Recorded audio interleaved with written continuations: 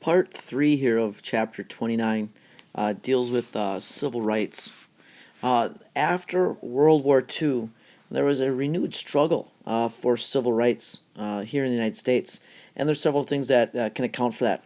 One, during the Cold War, we kind of saw, the United States and its belief in human rights and democracy, in an ideological struggle with the Soviet Union, which was looked at as being faithless, taking away human rights, not giving free speech, free press, the right to vote, and things like that. So in this struggle, we saw the United States as kind of being better than the Soviet Union.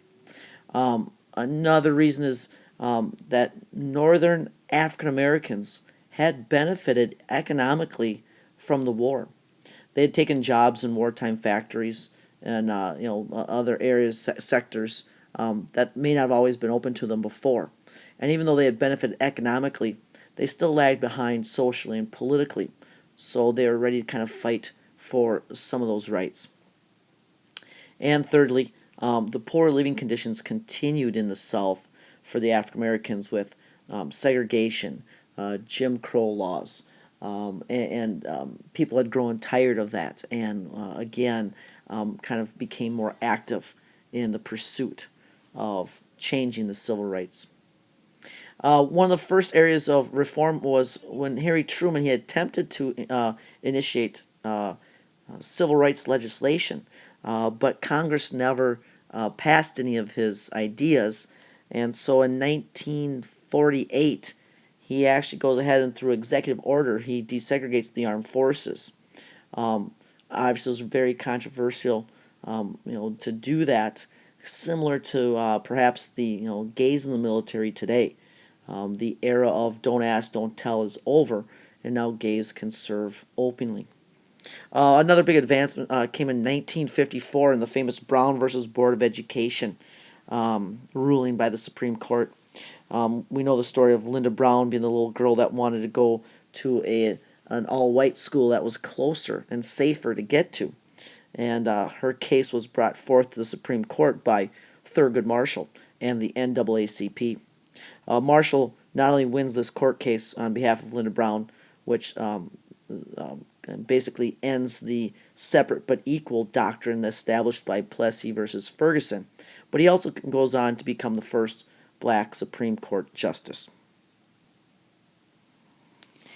It didn't take too long for that Brown versus Board ruling to be challenged. One example took place in Little Rock, Arkansas, when 9 African American students attempted to enroll and go to school in this all-white school. In 1957, the governor of Arkansas, Orville Faubus, had called in the National Guard to keep the students from being able to attend Little Rock High. Well, Eisenhower, as president, wasn't going to stand for this. He wasn't going to let a state disregard a federal ruling or Supreme Court decision, and so he nationalizes the National Guard, and then he calls in for 1,000 paratroopers, which basically served as armed guards for these 9 African American students, and they kind of escorted them not just to their classes, but also gave them escorts from their homes to school.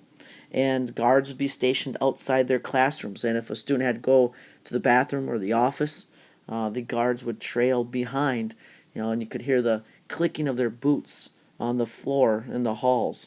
Kind of the reminder that what the federal government was willing to do to try to enforce the newly won rights and the desegregation of schools.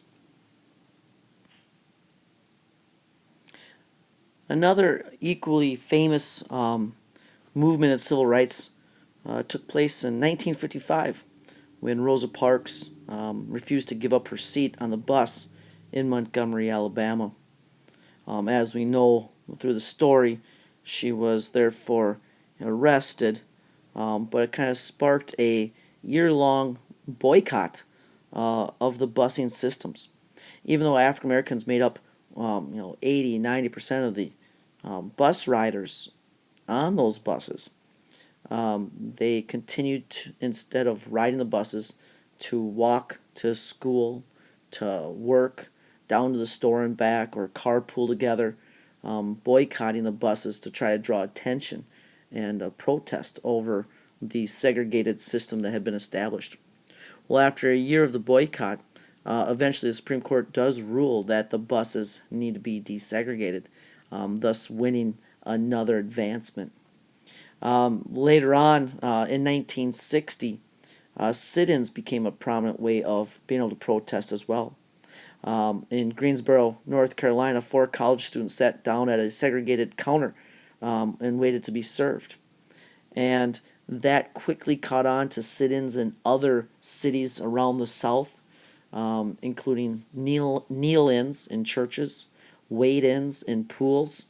But many times these protesters, both black and white, that would be participating in the sit-in would meet violence, whether it's dumping food and drinks on the protesters, shouting names, hitting them in the head, even pulling them off the chairs and kicking and beating them.